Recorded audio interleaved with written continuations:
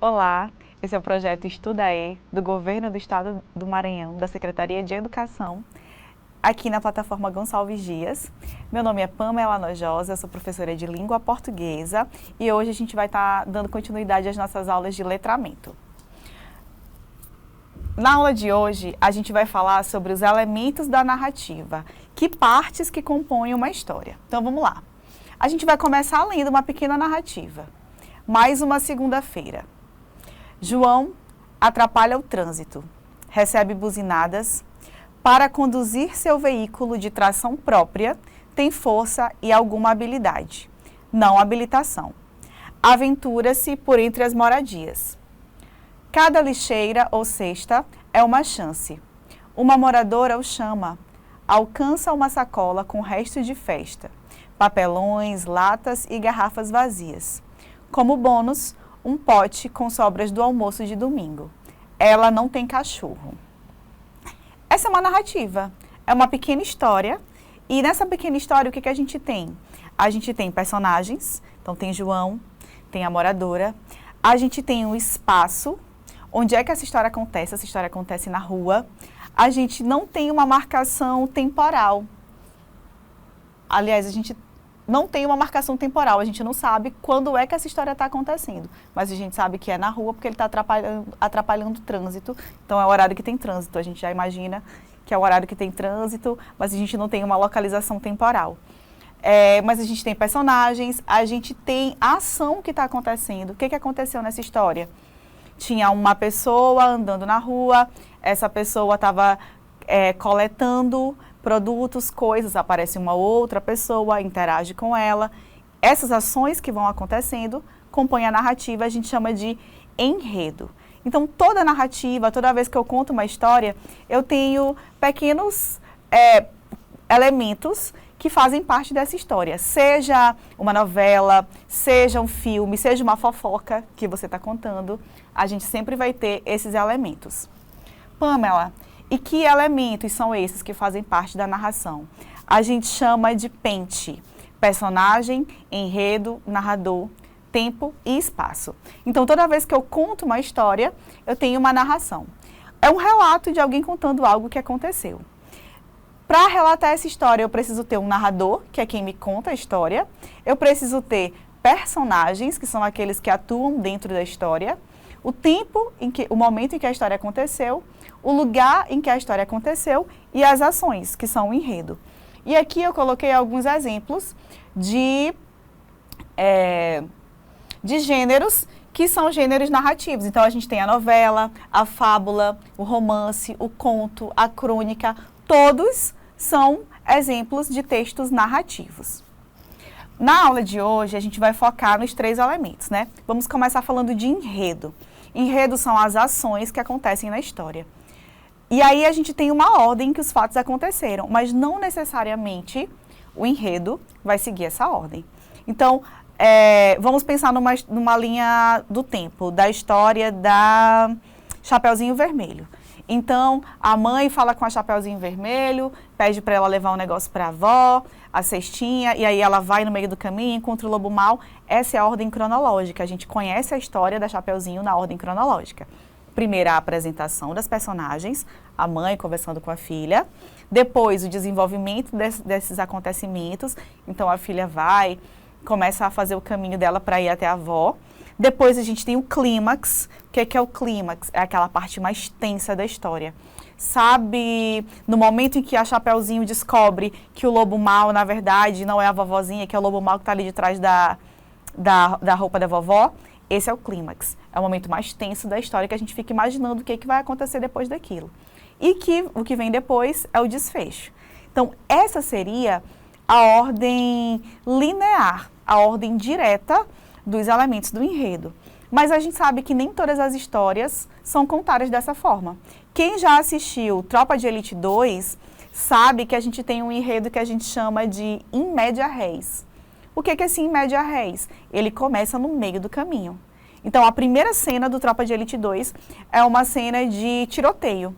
Então, esse tiroteio vai estar lá no final do filme. Então, ele começa do tiroteio, a gente vê toda a cena do tiroteio, da perseguição de carro, e aí depois ele faz o que a gente chama de flashback.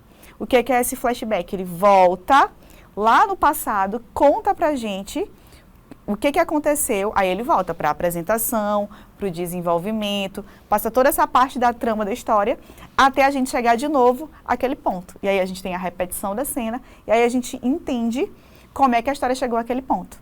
A gente chama isso de in media res, que é um enredo não linear. Então vamos pensar assim, quando o enredo segue a ordem, a apresentação, desenvolvimento, né, o conflito, algo que tira aquela história, que faz com que aquilo seja contado. Então pensa assim, é só mais um dia na tua vida.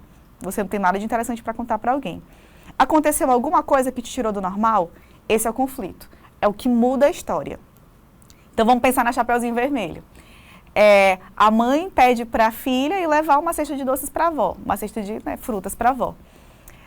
Isso é um dia normal na vida dela. O que muda? O que faz com que a história da Chapeuzinho seja contada para a gente? Qual é o conflito? É quando surge um lobo mau na história e tenta levá-la para outro lado, né? Tenta desviá-la do caminho dela. Então, isso é o conflito. É quando algo acontece que muda aquela situação inicial. E aí, depois a gente tem o desenvolvimento desse conflito, o clímax, que é a parte mais tensa, e o desfecho, que é o encerramento da história. Tem um outro livro muito famoso, né? Que é porque Tropa de Elite, não sei se vocês sabem, mas ele foi originado de um livro. Mas Memórias Póstumas de Brás Cubas é um livro muito famoso do Machado de Assis em que ele faz isso. Como a gente tem um narrador que já morreu, esse narrador começa a contar a história dele a partir do sepultamento, do velório, do sepultamento, da morte. E aí, de novo, ele faz isso, faz um flashback, volta para o começo da vida dele e vai contar a história dele. Então, são enredos não lineares. Enredo linear segue a ordem, apresentação, desenvolvimento, clímax, desfecho. Enredo não linear, eu troco essa ordem. Eu posso começar do final, posso começar do desfecho e depois eu te conto como eu cheguei até esse desfecho. Ou eu posso começar a minha narrativa do clímax e depois eu volto para te contar como eu cheguei lá. Beleza? Além do enredo, a gente tem o espaço. O espaço é o lugar onde a história acontece. Então, esse espaço ele pode ser, de fato, um espaço físico, geográfico, em que é descrito onde a história acontece. Então, por exemplo, eu coloquei aí o exemplo do Assassinato no Expresso do Oriente, que é um livro da Agatha Christie, em que um assassinato acontece durante uma viagem desse trem, e aí ao longo da viagem vai se tentando descobrir quem foi o assassino. Então aqui a gente tem um espaço bem delimitado, nem sempre é bem delimitado. Geralmente quando a gente tem conto, a gente só tem um espaço. Em gêneros textuais mais complexos, como o romance, como a novela, a gente vai ter vários espaços em que a ação vai acontecer. Então quanto mais complexa a narrativa, mais espaços a gente vai ter dentro dessa narrativa. Mas a gente também tem o espaço psicológico. Algumas histórias se passam na cabeça das personagens, especialmente a partir do modernismo, a gente vai ter esses enredos em que são enredos psicológicos. A gente está acompanhando o fluxo de pensamento das personagens. É o caso de Paixão Segundo GH, da Clarice Lispector. Como a gente está acompanhando o fluxo de pensamento da narradora, então o que a gente vai ter? Os espaços que ela vai se lembrando, os espaços que, na verdade, o espaço é a mente dela. Mas conforme ela vai se lembrando de momentos, de lugares, a gente vai tendo acesso a esses espaços. Mas não há um espaço físico delimitado em que a história acontece. E aí eu deixei um adendo para esses dois livros, porque muitas vezes o espaço ele é mais do que apenas um plano de fundo. Muitas vezes o espaço ele faz parte da história que está sendo contada. Então, em Vidas Secas, o espaço ele é praticamente um personagem, porque ele é o antagonista da história, porque é o ambiente, é o espaço que vai afastar, vai tirar aquela família, vai mover aquela família. Então, o conflito é causado pelo ambiente. Então, ele é muito importante na história. Um outro livro que vai dar esse destaque para o espaço é o Cortiço, do Aloysio Azevedo. Inclusive, disse que, na verdade, o personagem principal dessa história é o próprio Cortiço. Porque a gente tem, quando a gente lê o livro, o início da narrativa. Conta pra gente como que se formou esse cortiço, esse espaço em que as pessoas moram. E o final do livro é quando o cortiço é desfeito, que ele é queimado. Então, na verdade, a história que está sendo contada pra gente é a história do cortiço. Então, o cortiço ele é mais do que o espaço em que várias histórias estão sendo contadas. Ele, na verdade, é o que organiza a narrativa que está sendo contada. E aí a gente vai para o tempo. O tempo a gente tem 3 tipos, digamos assim. O tempo histórico, quando indica a época em que aconteceu a narrativa. Nem todos os textos têm essa característica. Se a gente pensar nos contos clássicos, dos contos de fadas, é um tempo que a gente não consegue identificar e localizar. É um era uma vez. Esse era uma vez é um tempo perdido no espaço. Mas quando você pensa em determinados textos, novelas, filmes, livros, a gente sabe que o espaço, o tempo vai sendo contado ali pelas características. Então, quando você vê a descrição do lugar, a descrição dos objetos, a descrição da vestimenta das personagens, o jeito como as personagens se comunicam, isso vai indicando pra gente a época em que a história aconteceu. Se você pensar numa novela atual, a gente vai olhar a roupa, a gente vai olhar o celular, a gente vai olhar os carros, e a gente consegue localizar aquela história dentro do tempo. Quando a gente assiste uma novela de época, o que remete a gente à época?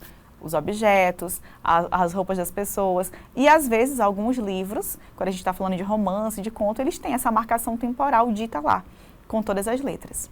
O tempo cronológico é a ordem, né, quando segue a ordem natural dos acontecimentos. Então, quando uma história é contada para a gente consegue identificar se aqueles acontecimentos duraram um dia, duraram uma semana, duraram um mês, duraram anos. Quando você está assistindo a novela, por exemplo, às vezes passa lá 10 anos depois. Então, a gente vai tendo essas marcas de quanto tempo durou aquela história, aqueles acontecimentos. E o tempo psicológico é quando a gente tem aquelas narrativas em que, na verdade, a gente está acompanhando o fluxo de pensamento de alguém, do personagem narrador. E aí, esse narrador-personagem, ele vai se lembrando de coisas e ele vai fazendo referências ao passado, e aí a gente não tem essa marcação cronológica certinho. Você não sabe quanto tempo durou aquele pensamento, você não sabe se aquelas lembranças, a não ser que ele te dê alguma marca, te diga, no ano tal eu vivi aquilo, você não sabe de quando é aquela memória. Então, o tempo psicológico, ele vai acompanhando o fluxo de pensamento, os pensamentos daquelas personagens, daquela personagem narradora que está te contando a história. E aqui eu coloquei 2 exemplos, né? A Volta ao Mundo em 80 Dias, que tem o tempo cronológico bem marcado, e Perto do Coração Selvagem, também da Clarice, que tem um tempo psicológico. Então, a gente vai acompanhando o fluxo de pensamento da personagem para a gente conseguir... não tem um tempo exatamente marcado. Conforme ela vai lembrando de coisas, a gente vai acompanhando. E aí a gente vai ler um texto, uma narrativa, para a gente tentar identificar esses elementos. E tinha a cabeça cheia deles. Todos os dias, ao primeiro sol da manhã, mãe e filha sentavam-se na soleira da porta. E deitada, a cabeça da filha no colo da mãe, começava esta a catar-lhe piolhos. Os dedos ágeis conheciam sua tarefa. Como se vissem, patrulhavam a cabeleira, separando mechas, esquadrinhando entre os fios, expondo o claro azulado do couro. E na alternância ritmada de suas pontas macias, procuravam os minúsculos inimigos, levemente arranhando com as unhas em carícia de cafuné. Com o rosto metido no escuro pano da saia da mãe, vestidos os cabelos sobre a testa, a filha deixava-se ficar enlanguecida, enquanto a massagem tamborilada daqueles dedos parecia penetrar-lhe a cabeça e o calor crescente da manhã lhe entrefechava os olhos. Foi talvez devido à modorra que a invadia, entrega prazerosa de quem se submete a outros dedos, que nada percebeu naquela manhã, a não ser talvez uma leve pontada, quando a mãe, devassando gulosa o secreto reduto da nuca, segurou seu achado entre polegar e indicador e, puxando-o ao longo do fio negro e lustroso em gesto de vitória, extraiu-lhe o primeiro pensamento. Eu gosto desse conto porque ele surpreende a gente. Ela está cantando piolhos, então a gente imagina que ela vai tirar um piolho da cabeça da filha, mas aquele momento fraterno, de cuidado, acaba extraindo, na verdade, o primeiro pensamento daquela cabecinha. Então, você imagina essa conversa entre mãe e filha, e aí, nessa conversa, a criança, a menina, tem esse seu primeiro pensamento. Mas, Pamela, tu falaste em enredo, em ações, eu não estou vendo ação aqui. E aí, tem ou não tem ação? Toda narrativa tem enredo. Então vamos pensar, qual é a situação inicial da história? Olha como a gente já tem marcado aqui o tempo, todos os dias ao primeiro sol da manhã. Então a gente já sabe que aquilo era uma rotina da família e está acontecendo de manhã. Já temos as personagens, mãe e filha. Estavam onde? Na soleira da porta. Olha como a gente tem marcado esses elementos da narrativa. E aí a gente começa a história. Eu já tenho aqui os personagens apresentados para mim. Elas estão fazendo o quê? A mãe está catando piolho. E aí o conflito é isso, está catando o piolho. E o desenvolvimento é essa descrição do carinho, da mãe mexendo no cabelo, da mãe procurando. E é isso aqui é o desenvolvimento da história. E a gente vai ao clímax quando ela diz assim, ó, cadê? Uma leve pontada quando a mãe, devassando gulosa o secreto reduto da nuca, segurou o seu achado entre polegar e indicador. Então você já imagina ela segurando, você imagina o que? Um piolhão, né? Ela segurando ao longo do fio lustroso, um gesto de vitória. Você cria aquela expectativa, o que ela achou na cabeça dessa menina? O primeiro pensamento. E aí a gente tem o desfecho surpreendente da Marina Colasanti. E aí vamos ver se a gente aprendeu mesmo esses elementos. A gente vai responder uma questão analisando um texto para identificar um desses elementos. A beleza total. A beleza de Gertrudes fascinava todo mundo e a própria Gertrudes. Os espelhos pasmavam diante de seu rosto, recusando-se a refletir as pessoas da casa, e muito menos as visitas. Não ousavam abranger o corpo inteiro de Gertrudes. Era impossível de tão belo. E o espelho do banheiro, que se atreveu a isto, partiu-se em 1000 estilhaços. A moça já não podia sair à rua, pois os veículos paravam à revelia dos condutores. E estes, por sua vez, perdiam toda a capacidade de ação. Houve um engarrafamento monstro, que durou uma semana, embora Gertrudes houvesse voltado logo para casa. O Senado aprovou lei de emergência, proibindo Gertrudes de chegar à janela. A moça vivia confinada num salão em que só penetrava sua mãe, pois o mordomo se suicidara com uma foto de Gertrudes sobre o peito. Gertrudes não podia fazer nada. Nascer assim, este era o seu destino fatal, a extrema beleza. E era feliz, sabendo-se incomparável. Por falta de ar puro, acabou sem condições de vida, e um dia cerrou os olhos para sempre. Sua beleza saiu do corpo e ficou pairando imortal. O corpo, já então enfesado de Gertrudes, foi recolhido ao jazigo, e a beleza de Gertrudes continuou cintilando no salão fechado a 7 chaves. Gertrudes, uma mulher muito bela, mas que a beleza dela era problemática, né? Gerou problema para todo mundo, o mordomo se matou, não podia sair na rua, aquela coisa, e gerou problema para ela mesma, que ela não podia sair de casa. E aí eu te pergunto, o que causou o conflito desse texto? O que gerou essa história? O que fez com que essa história fosse contada? O que motiva essa história? Gertrudes não poder sair às ruas? O fascínio da beleza de Gertrudes, o confinamento da moça no salão ou a aprovação de uma lei pelo Senado. E aí? O que produz isso? O que fez com que essa história fosse contada? O fato de as pessoas se fascinarem com a beleza dela. Tudo começa a partir de, é uma beleza muito grande e a gente não sabe como agir diante dessa beleza. A gente fica perdido. E aí, por essa razão, todos os problemas vão se desenvolvendo ao longo da história. Então, o gabarito aqui é letra B, o fascínio da beleza de Gertrudes. Então, essa foi a nossa primeira aula sobre elementos da narrativa. A gente vai continuar trabalhando esse assunto nas próximas aulas. Até lá!